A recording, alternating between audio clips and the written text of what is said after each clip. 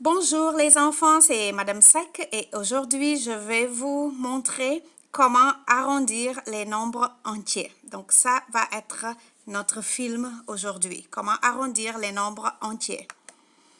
Alors, on va d'abord arrondir un nombre à la dizaine près.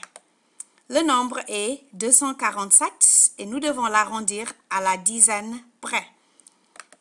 Donc, il faut toujours, et je répète toujours, commencer par identifier le chiffre qui se trouve à la position indiquée.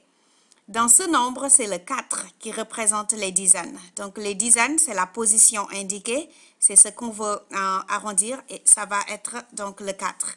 Il faut toujours commencer par identifier ce chiffre.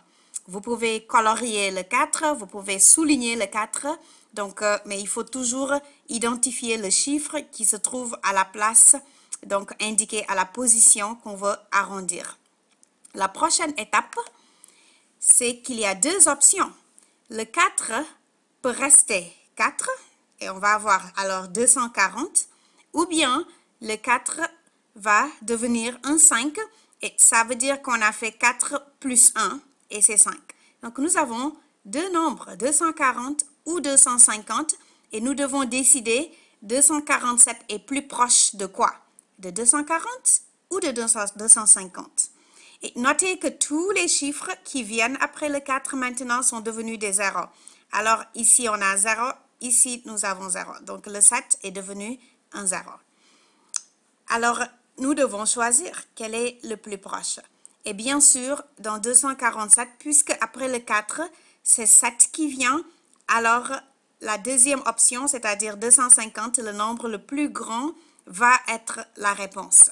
Si après le 4, nous avons moins de 5, cela veut dire donc 1, 2, 3, 4, alors on va choisir celui-là. Mais puisque après le 4, nous avons plus de 5, 5 ou plus de 5 en fait, donc 7, alors nous allons choisir 250.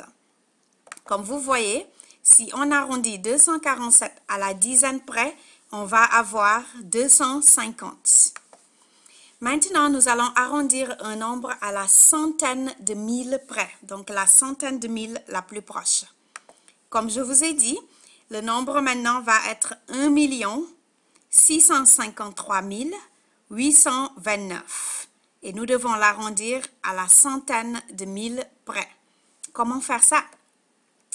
En premier, donc comme je vous avais dit, d'abord, il faut toujours identifier le chiffre qui se trouve à la position des centaines de mille, donc à la position indiquée, mais ici, dans ce problème, c'est les centaines de mille.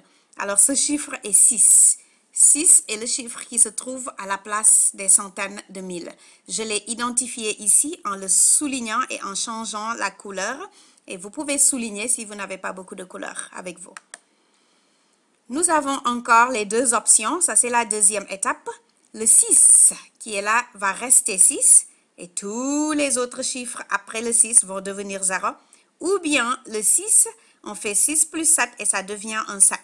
Et donc 6 plus 1, pardon, et ça devient un 7. Alors 1 700 000. Et donc tous les chiffres après le 6 ici sont devenus des 0. Ça c'est important.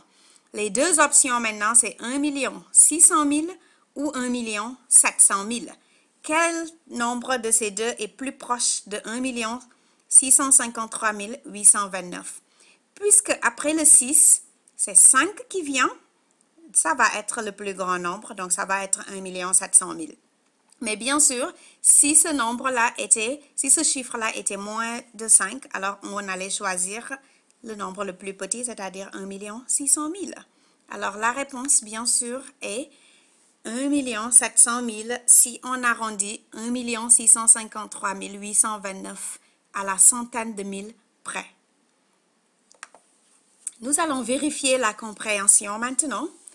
Nous allons arrondir 2348 à la centaine près.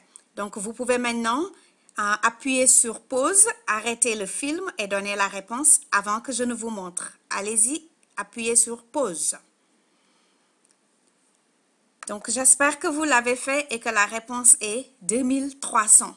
Parce que la raison pour laquelle c'est 2300, c'est que Le 3 est à la place des centaines. Et après, nous avons un 4. Et donc, 4 est plus petit que 5. Alors, on va avoir 2300 comme la réponse. Voilà comment il faut donc arrondir les nombres.